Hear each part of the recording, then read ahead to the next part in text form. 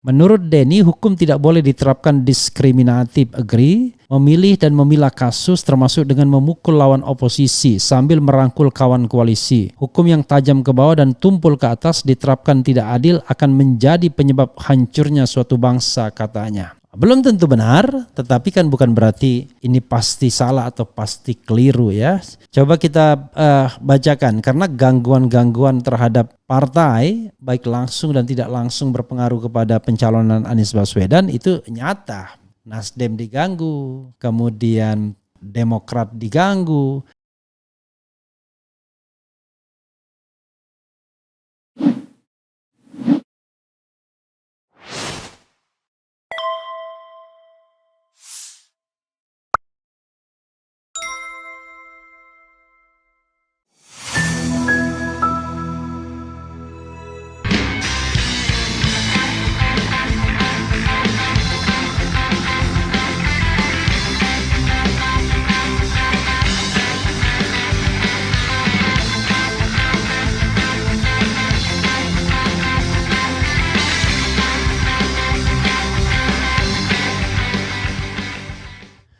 Assalamualaikum warahmatullahi wabarakatuh. Sobat RH sekalian, jumpa lagi kita di channel yang keren ini. Keren caras. Ya sobat semuanya, kita lanjutkan atau mulai petualangan hari ini ya, dengan mengambil tembakan Denny Indrayana lagi. Sepertinya Denny Indrayana terus kali ini dia lepaskan tembakannya melalui platform media sosial, Twitter, kemudian Facebook dan juga Instagram. Isinya soal gangguan kepada Nasdem lagi dan dua menteri konon diincar. Satu diincar kasus narkoba, satunya lagi diincar kasus korupsi. Itu yang disampaikan Denny Indrayana ya.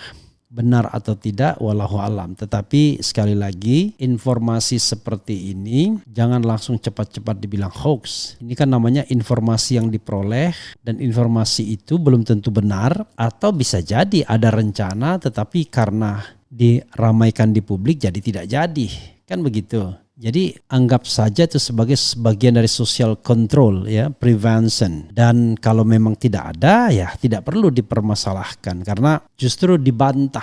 Ini kan sama saja dengan cywar. Apakah Denny yang betul? Apakah sebenarnya memang rencana itu ada atau tidak? Karena pemberi informasi belum tentu juga paham. Dia bisa saja mendapatkan informasi instan yang berantai atau memang informasi dari tangan pertama dan Denny mendapatkannya dari tangan kedua. Kita hormati saja informasinya ya. Jangan kemudian kita berpikir hal-hal yang membuat aneh-aneh lagi ya, mau melaporkan dan lain sebagainya, berita bohong dan lain sebagainya. Karena kalau misalnya kita mengkritik pemerintahan, mengatakan ada plan A, plan B dan lain sebagainya, dan plan itu tidak jadi dilaksanakan karena sudah ramai di masyarakat, tetapi yang penyampai pesannya dikriminalisasi dengan Undang-Undang 1 1946, maka tidak akan ada lagi social control. Karena semua hal yang tidak terbukti jadi dianggap hoax, menyebarkan hoax, padahal tidak terbuktinya bisa jadi karena ada prevention ya, ada sikap preventif dari masyarakat menghadapi hal tersebut. Coba kita bacakan apa yang dituliskan Denny Indrayana. Berbagai media mengutipnya, salah satunya adalah republika.co.id Jakarta. Coba kita bacakan ya. Mantan staf khusus Presiden era SBY Denny Indrayana kembali melontarkan kritik tajamnya ke pemerintah lewat kicauan di akun Twitternya. Denny menyebut cawe-cawe Presiden Jokowi yang menegaskan tidak akan netral semakin membahayakan keadilan dalam Pilpres 2024. Informasi terakhir, Partai Nasdem kembali digoyang dan diserang. Kali ini yang dijadikan sasaran tembak adalah dua menteri kader Nasdem lainnya di kabinet. Menteri SYL akan dijeratkan dengan dugaan pidana narkoba, sedangkan Menteri SN dijerat dengan dugaan kasus korupsi, ujarnya Sabtu. Menteri SYL ini diduga Syahrul Yassin Limpo ya, saya pun bilang diduga. Menteri SN diduga Siti Nurbaya. Menurut Denny, hukum tidak boleh diterapkan diskriminatif. Agree? memilih dan memilah kasus termasuk dengan memukul lawan oposisi sambil merangkul kawan koalisi. Hukum yang tajam ke bawah dan tumpul ke atas diterapkan tidak adil akan menjadi penyebab hancurnya suatu bangsa, katanya. Ia lantas mengutip hadis Rasulullah Muhammad SAW yang diriwayatkan marah ketika seorang sahabat mengusulkan pengurangan hukuman kepada anak kepala suku Makhzumiyah. Rasulullah bersabda, penyebab binasa dan hancurnya suatu bangsa adalah karena hukum yang diterapkan secara diskriminatif. Untuk menegaskan bahwa hukum harus tegas kepada semua, Rasulullah berseru, seandainya Fatimah binti Muhammad yang mencuri, saya sendiri yang akan memotong tangannya. Dia ini berpendapat cawe-cawe Presiden Jokowi yang memperalat kasus hukum demi kepentingan melanggengkan kekuasaan untuk membubarkan koalisi lawan politik sambil menyegal pencalonan Anies Baswedan sangat berbahaya dan sebagaimana diingatkan Rasulullah bisa mendorong Indonesia ke jurang kehancuran. Itu ya Sobat RH sekalian, dan kalau kita lihat memang ada tweetnya di Twitter, kemudian ada juga di Facebook dan ada juga di Instagram. Di Instagram kita buka, ini ada ya, jelas ya, dia bikin breaking news. Rakernas Partai Nasdem gambarnya, informasi terakhir Partai Nasdem kembali digoyang dan diserang. Kali ini yang dijadikan sasaran tembak adalah 2 menteri kader Nasdem lainnya di kabinet. Menteri SYL akan dijeratkan dugaan pidana narkoba, sedangkan Menteri SN dijerat dengan dugaan kasus korupsi Denny Indrayana. Oke. Dan kemudian ada tambahannya kalau di Twitter seperti yang sudah dibacakan tadi ya. Hukum tidak boleh diterapkan diskriminatif, memilih dan memilah kasus, memukul lawan oposisi sambil merangkul kawan koalisi. Hukum yang tajam ke bawah dan tumpul ke atas diterapkan tidak adil akan menjadi penyebab hancurnya suatu bangsa. Luar biasa ya. Dan dalam suatu hadis Rasulullah sama seperti tadi ya. Dan ini ada di Instagram. Selain di Instagram, ada juga di Facebook. Ya, ini memang kreatif kalau begini-begini ya. Oke. Kemudian ada juga di Twitter. Oke. Sayang sekali Twitter saya dikuasai orang lain ya. Jadi saya tidak bisa membukanya ya. Mudah-mudahan yang ngambil Twitter saya itu mau mengembalikannya atau membebaskan ya, agar saya bisa mengambilnya kembali. Padahal sudah hampir 500.000 Twitter saya. Oke, sobat semuanya, itu yang disampaikan Denny Indrayana. Belum tentu benar, tetapi kan bukan berarti ini pasti salah atau pasti keliru ya. Coba kita bacakan, karena gangguan-gangguan terhadap partai baik langsung dan tidak langsung berpengaruh kepada pencalonan Anies Baswedan itu nyata.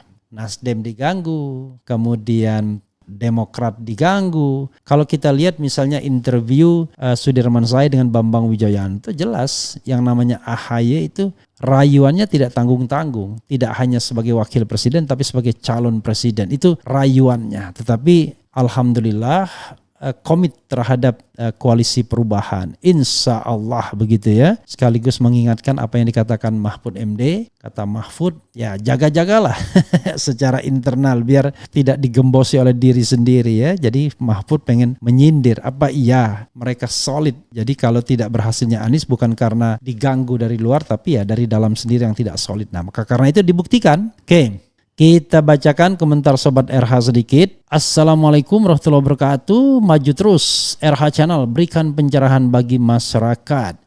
Keren cadas Bung Refli, harusnya bermuara kepada insan yang bertakwa. Kemudian keren Bung Denny Indrayana, rezim soak. Bung Denny sapa. Kena prank payah nih. Sudah kuduga maling payment gateway cuman sebar hoax, bukan bocoran MK tapi memang otaknya yang sudah bocor. Luar biasa Johan K ya. Pokoknya yang mengkritik pemerintahan diketik balik sama Johan K. Tapi saya klarifikasi ya, tidak benar kalau dia kemudian justru dia dikriminalisasi dalam kasus payment gateway tersebut. Jokowi presiden yang dikagumi rakyat. Oke.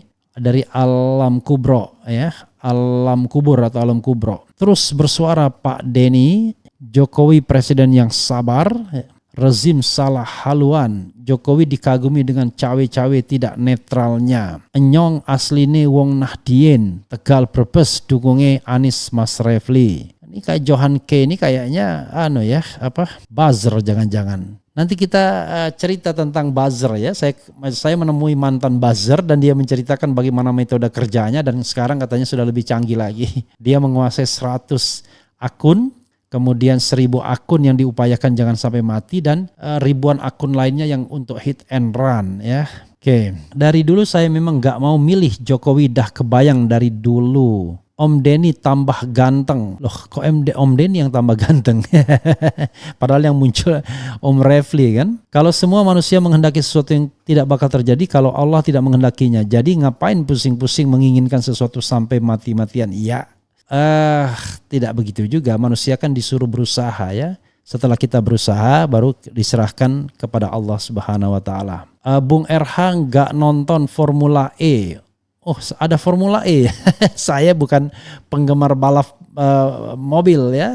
Jadi waktu tahun lalu pun saya kebetulan ke Palembang tidak nonton juga. Bukan karena anti, tetapi memang kebetulan tidak begitu suka ya. Saya lebih suka nge-YouTube ketimbang nonton Formula E, atau santai-santai duduk-duduk sambil makan-makan ngopi-ngopi, itu bagi saya lebih menyenangkan ya. Saya pencinta bukan keriuhan tetapi keheningan. Pendamping Anies cocoknya Refli Harun atau Sugi Nur. Ini antara memuji dan ngece. Alhamdulillah di kece ya, di ejek ya. Saya cerdas karena saya tidak mau sakit. Jelas Anies next president. Kapan people power akan terjadi? I don't know exactly.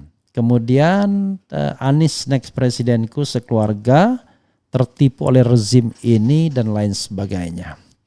Sobat Era sekalian, sekali lagi itu yang disampaikan oleh Denny Indrayana melalui platform media sosialnya, Twitter, Facebook, dan juga Instagram. Dan kita harus pahami sebagai bagian dari hak warga negara untuk cawe-cawe. Nah kalau ini cawe-cawe memang karena dia bukan lakon utama. Lakon utamanya adalah Presiden Jokowi, karena itu Presiden Jokowi tidak boleh cawe-cawe. Sebagai lakon utama, tugas Presiden adalah menciptakan lapangan permainan agar pemilu berlangsung secara jujur dan adil. Itu ya, Sobat Era sekalian, mudah-mudahan segala sesuatunya berlangsung baik-baik saja.